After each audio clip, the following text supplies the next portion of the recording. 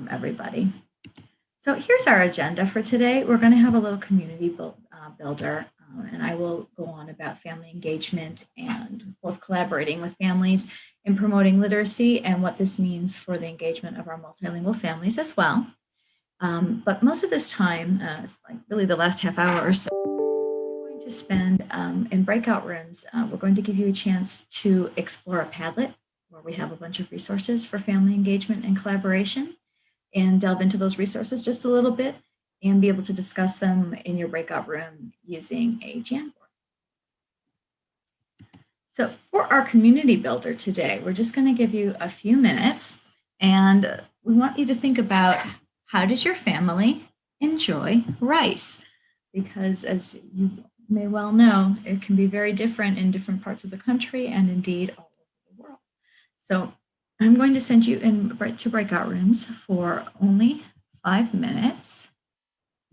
Let me get there.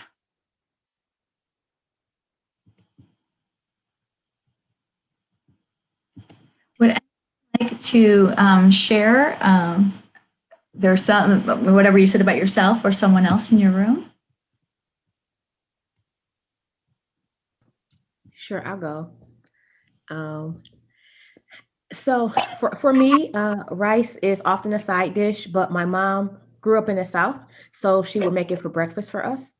So I eat it for breakfast with sugar, milk, and butter. Ooh, Wow. delicious. Anyone else? Can I say something? Absolutely. Yeah, I'm Aisha. I'm from Bangladesh actually. So it's close to India. So I know how to cook Indian food, especially pulao rice. So these are very yummy food. I cook it like onion, butter, and salt, and sometimes get different types of spices on it. And sometimes we cook it with the chicken, but sometimes we can cook it like a side dish. We can take rice with fish or sometimes chicken like this. So it's depend on the people's choice. And we are taking rice at least one time in a day. This is right. this is our main food. Yes. Yes.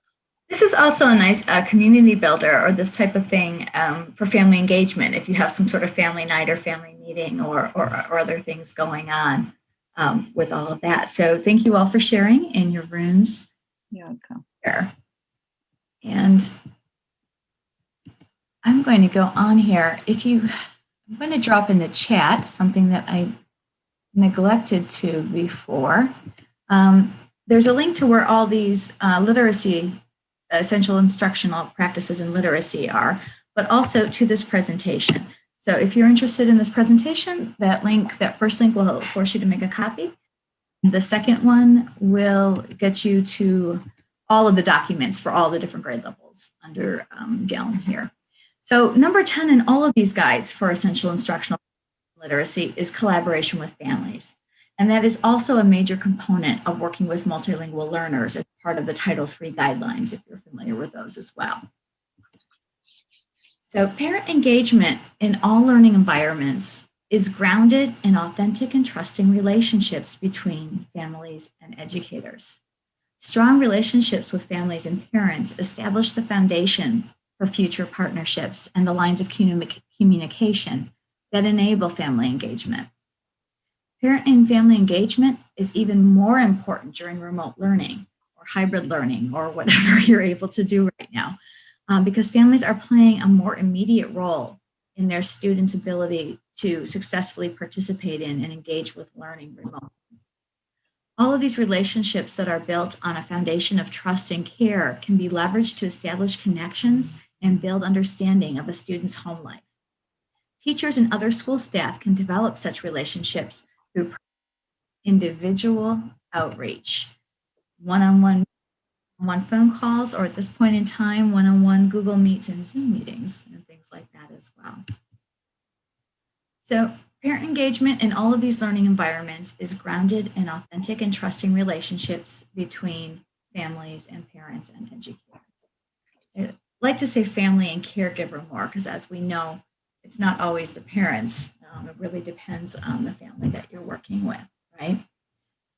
So all of this engagement is ongoing. And what we mean by that is it really starts in early childhood and continues all the way to 12th grade. for this to be mutual, we need to meet the needs of our families and educators. So we're going to talk a lot in this presentation about meaningful two-way communication. As educators and systems like schools and districts, we're really good at sending information home and expecting everyone to understand it and abide by it. But this communication really needs to be two ways. We really need to understand our families and what their needs are, what their concerns are, what their strengths are, and what their goals are for themselves and for their children. So, of course, all of these, trust and respect is essential for all of these relationships. And there's a lot of reasons that families may not trust school. It might look very different to them than it was for them growing up. That can be because of a change of venue, like a change of country, or it can be that maybe you had a very negative experience in your family with whatever educational system you were in. And trust really has to be earned. Then also, we want to focus on student learning and achievement. So all of the things that we do is to build upon that. And when we talk in the United States, we love talking about school-family partnerships, right? And that's all built so that students are successful. Learning and achievement, that can be academic achievement, it can be social emotional learning, all of those points that are so important. And I would add for multilingual families, the language development and language proficiency is important to note, as well as any content learning. And that's something people aren't really used to talking about if they're not in the field. So of course, empathy is centered here. An empathetic mindset also facilitates an asset-based approach to identifying opportunities for families to support student learning at home. So an empathetic mindset also facilitates an asset-based approach, as we said earlier. For multilingual families, this means that you're going to have language-focused family engagement as well. And I'll go into that a little bit more on the next slide. So if we're looking at multilingual families as through an asset-based lens and a language-focused lens, we want to first really dig into the family funds of knowledge. And what we mean by that are the essential cultural practices and bodies of knowledge that households use to survive and thrive.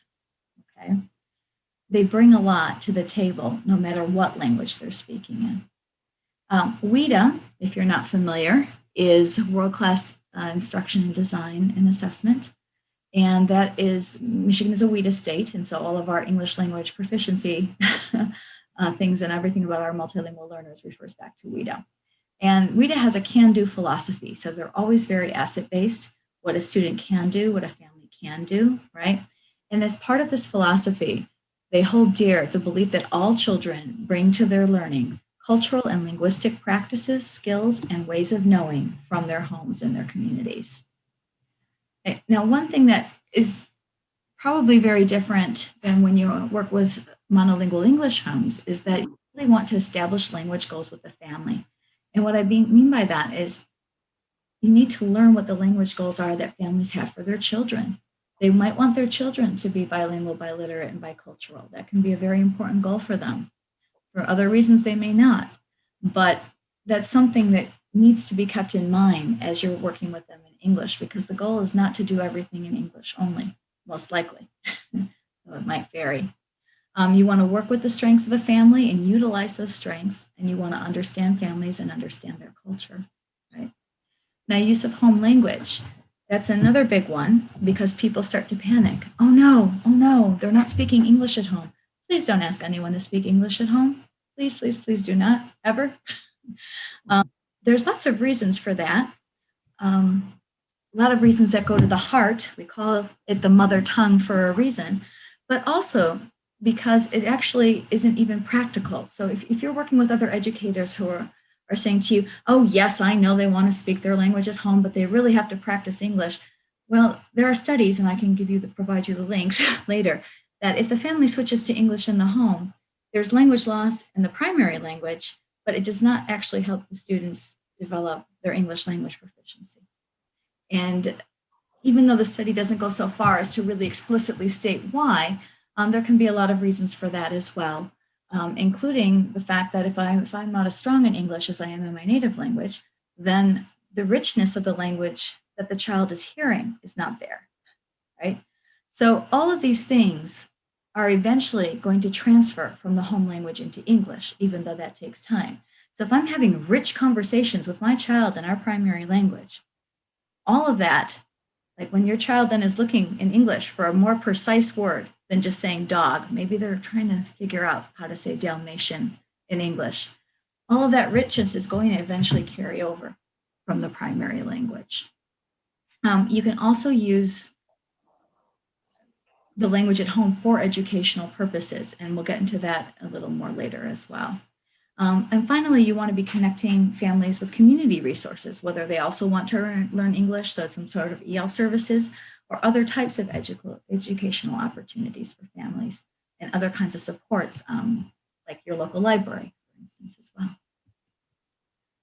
So once again, effective two-way communication is going to facilitate the relationship building and subsequent family engagement, right?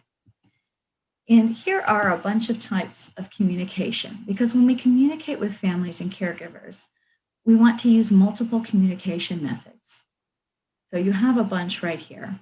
We want to promote flexibility and consistency. So for instance, I was speaking to a parent, English speaking, wonderful person, who says she likes the robocalls that a district sends because as soon as she hears a robocall, she knows there's going to be something big, like there's no school tomorrow, or we're talking about going back face to face, or she's ready for some sort of important news, or it's a snow day, or whatever. I can tell you, my multilingual families can't stand robocalls, don't understand them, don't want them, miss a lot of stuff. I actually there was a change in a district I work with, and I happen to know the older sister, and she's texting me saying, "Oh, my mom is afraid that there's no school at the end of the week." Again, it was a misunderstood robocall. So there are things, and we will show you some translation apps and other things like talking points that would be much better to communicate with most of your multilingual families with. But again, the whole idea here is being flexible depending on what the family wants and needs. So for meaningful two-way communication with multilingual families, the primary point is that they need to receive their communication in a language that they can understand. So then we get into maybe certain translation and interpretation resources. First of all, you do not want their children to do it. Okay. I mean, in a crunch, if someone needs to know something, we have an emergency. Okay. Fire, let's get out of the building. Yeah. But you basically do not want children translating ever. Now, what kind of services can you use? Well, that really depends on the type of context or situation that you're in. If you are in a formal thing like an IEP meeting, you need an interpreter. You need an interpreter who you're going to work with, who's going to interpret the test results, the legal documents, all that sort of stuff. You definitely need a professional interpreter. And we've got some resources for that too, even by phone, if you don't have any other options. But, what if you're just sending your newsletter home for the week? Well, there are lots of good options. Google Translate is doing much better, for instance. It's not perfect by any means. I highly suggest you keep your sentences short and simple and sweet. You'll have a better chance of good translation. But if you were sending home something like that that's more informal or trying to keep people up to date, or if you are keeping a web page, there is a Google Translate extension in Google Chrome that's free that you could teach families how to use, and then they could be translating your web page that might have your blog or different kinds of information. I mentioned the Talking Points app. There are actually many. So if you're already using something like ClassDojo and Remind, and they happen to have languages that your students and their families speak, you can use that. The reason I'm kind of doing advertising for Talking Points is they have over 100 languages. So you put the messages in English, get sent out into whatever language the family has chosen. You can also have people, and this is so much better too, we call them cultural and language brokers. These might be people who work for you, ideally. If not, maybe a member in the community who is willing to help out in situations like this with interpretation services. Be very careful with that as well. Lots of HIPAA and privacy concerns. And also, not everyone appreciates everyone being there. So you have to kind of see what the family feels like about the person from the community who might be there. Is that someone that they feel comfortable with and trust and want representing them or not? And the last point there is just a shout out to you all. Now we want this kind of, frequent and comprehensible information on curriculum, student progress, instructional strategies, things to do at home. We want all of this. And you can't do that unless you have time and resources from your district or your building to be able to dedicate to this. So any district people here? Yes, please. Okay. So teachers can also encourage collaboration through two-way communication system in which the teachers regularly solicit feedback and input from families, in addition to providing information to families. So you can have little things that you send home and just come back, or right now in the virtual world, coming even back with an emoji or an I understand, or it can just be a quick little thing too, just to keep the communication flowing. Might be a comment in your Google Classroom at this point as well. Okay. This is self-explanatory, but again, we often assume what parents should know or what they do know. And really, again, this is about developing relationships. So you feel comfortable asking questions and they feel comfortable asking questions. And that you both sides also feel comfortable giving those answers. Please do not commit a suicide, as we say as well. And finally, a good time for you to call might not be a good time for the families. And I know this is hard and tricky because you have boundaries in your personal lives and your family lives as well. But to always be very cognizant of what you can do to work around. I mean, maybe you're not going to make a lot of evening calls unless there's an emergency, but maybe there's one day a week where you can make those later calls, or working on something out, so that you're being able to keep boundaries around your own personal time as well as work with the families. So I'd like you to take a moment to read this slide.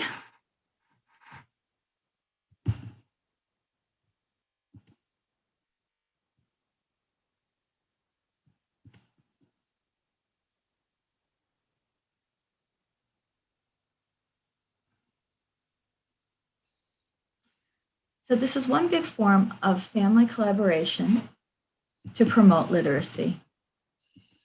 And these opportunities, as you can see, are all around us for literacy and for reading.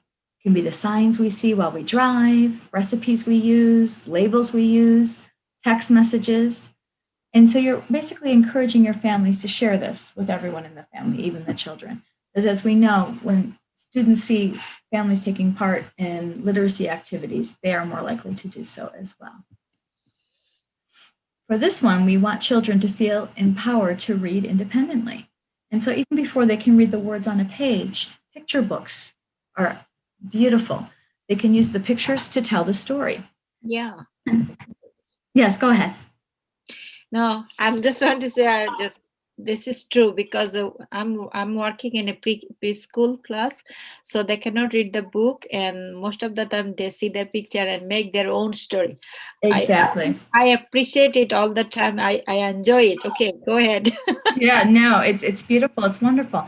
And that also comes up that you can even use the pictures to help tell a story if there are words on the page. And even if it's a book that the family can't read because it's in English, in the case of a family that does not read in English, or if a child is bringing a book in the primary or native language to school, we can also talk about the pictures and what's happening. And the child can also, even if they're not reading yet, talk about the pictures of the story that's been read to them at home, and you are able to share a book at school in a language other than English. Yeah.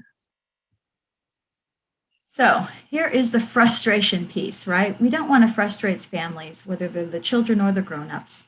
So offering our support and help is essential. So making sure that families know how and when to receive support and have their questions answered. Some sort of format in which to do that consistently while honoring their time and also honoring yours. And this again is related to the previous slide. As families work to support their children, we want to make sure that they have the support they need, whether that's doing homework or doing a summer school experience or anything like that.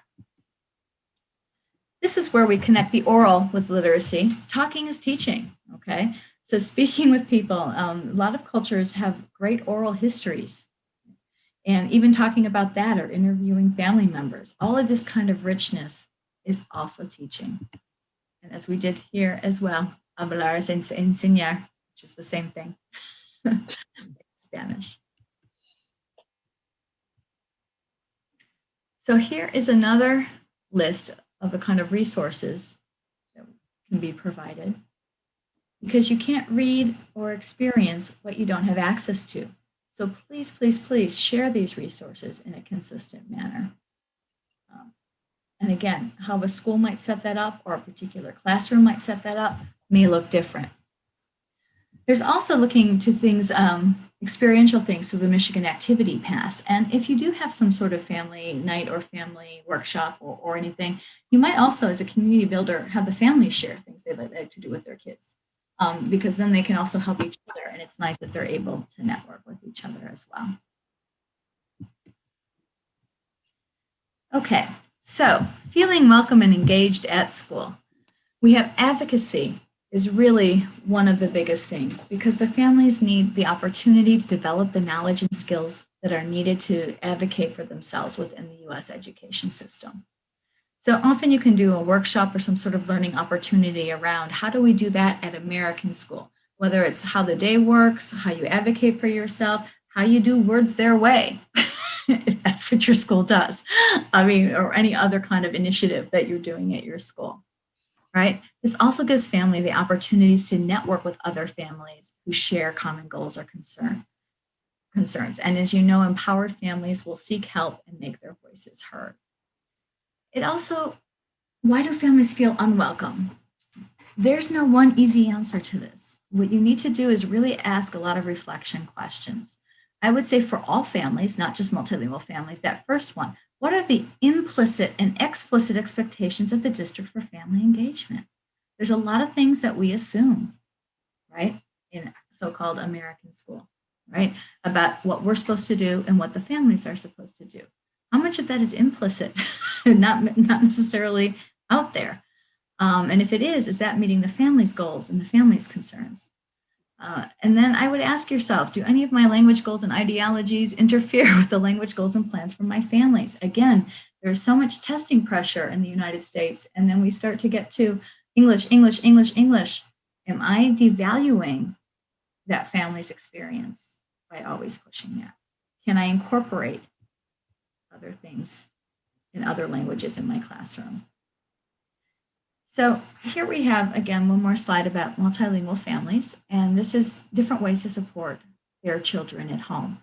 I mentioned oral histories earlier, but any literacy activity, again, it doesn't matter what language it's happening in, because learning to read and write is all about making meaning, right? So the reading is making meaning, it's comprehension. Everything else, whether it's phonemic awareness, or phonics, or fluency and expression, all that is falling under the comprehension umbrella, right? So if you can do that in another language, it will eventually all transfer over with time to learn English phonics, English vocabulary, it will transfer over. So all of these things, whether you're making inferences or learning to cite evidence, these are conversations that can be had in the native language, which are very supportive of literacy. So before they're telling a story, if they're doing a picture walk in a book, it doesn't matter if the book is in Spanish or Arabic or Mandarin, it's a great thing to do. So all of these things can happen in any language. I would also encourage you when you start, especially, I don't know what's happening in March with the pandemic, but when we used to have parents come in and read for like March's Reading Month, let them read a book in their native language. Talk about things that we can do to understand via the pictures or other things, right? And what's going on. The repetition. Let them come in and read a book, encourage them to do so. I used to have families who wouldn't want to because they would say my accent is bad. I would say, no, hierarchy of accents here. Let them come in and read a book in English and encourage them to do so because they might be shying away because of their accent. And more reflection questions, because again, all of this goes very, very deep. So now the promise that I had, thank you for listening so long to me, that you're going to get a chance to collaborate with each other and to look at this Padlet. So these questions that are here are also going to be on the board. So what I'm going to do right now is actually switch off here. So I'm going to put in just a moment a link to this Padlet in the chat. And see, we have different kinds of resources here, and we will keep adding, and you can explore.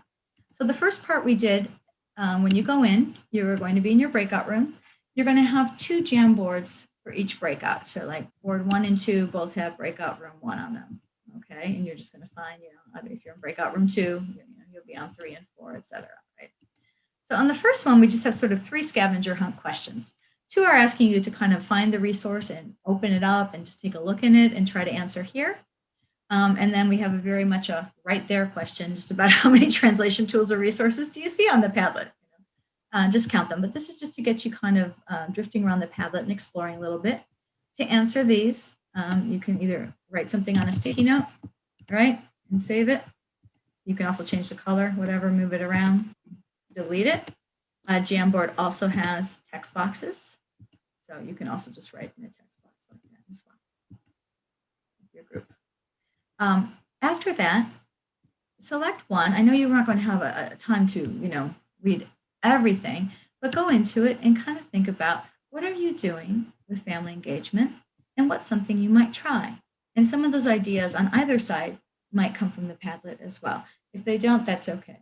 But the idea is to explore the Padlet and have it there and have a little bit of a chance to do that with some other people. So you should be able to share your screen. I'm going to send you into breakout rooms for 20 minutes. So let me set that up now. And welcome back. Everyone's coming back now.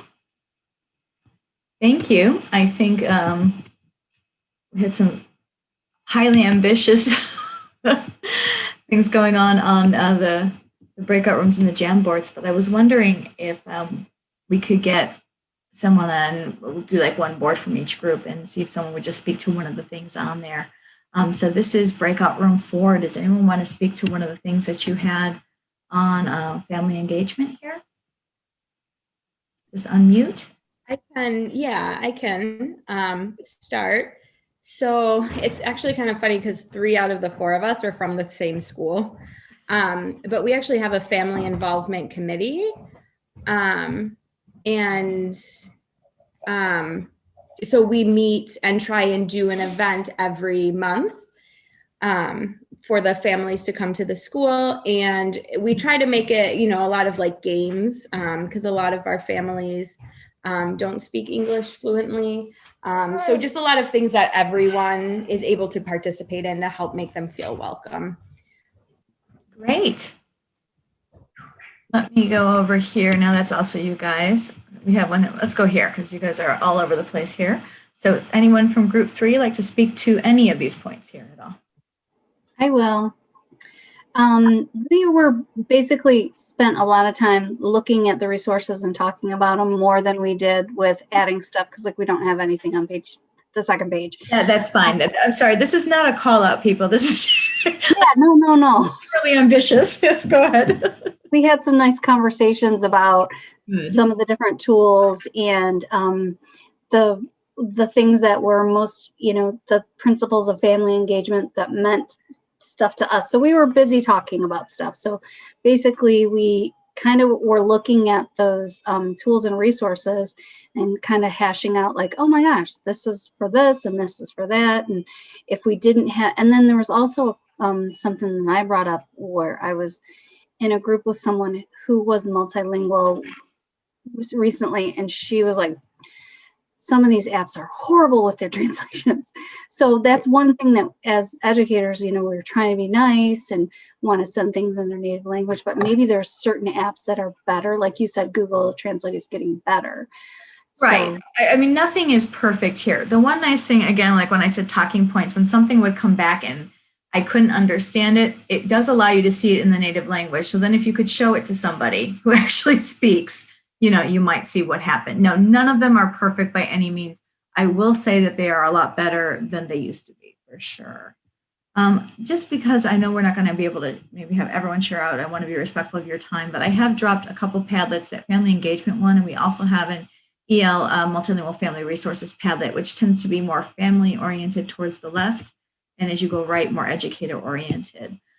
So can we just have someone from group 2, if anyone would like to speak out to anything on here at all? If not, that's okay. You want to share? Okay, we were really concerned because we were trying to figure out exactly where you were talking about this, the the family engagement wheel. We weren't. Oh, I'm sorry. That was in this Michigan Family Engagement Network one. Did you find it? No. That's okay. It's this one right here. We kind of just finagled and freestyled on our own what we figured it was. Don't worry, it's this here. Okay. No, it was supposed to be a fun scavenger hunt to explore resources, not to scare you. So my apologies. Okay. But you have a very good point here as well. So Okay. building trust. And anyone from group 1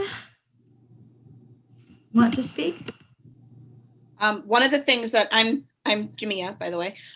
One of the things that I noticed about our group was we all kind of spent a lot of time discussing the family engagement part, or the which principle of the family engagement wheel most resonates. Yes. We spent a lot of time discussing like the different pinpoints that were there, like the different principles. And one of the big ones that we talked about was like how important it is to like relationship build and like all the things that go along with that. So, inviting families to the school building, any kind of way that you can kind of build a relationship with the families and let them know that like you really do actually care. Absolutely. Same with the kids, letting the kids know that you actually care about them. Like you want to know them, you want to know who they are. So that was kind of a big discussion that we all agreed with. All of us agreed with points underneath that. Right. No, absolutely. Thank you all for sharing, and thank you so much for your time. And again, this board is still available to you if you'd like to look. The idea was try to find a way to get you to explore some of these resources, but please, on your own time, and if you have any these days, please feel free to go through, and we will be adding more things as well. And thank you all for being here today.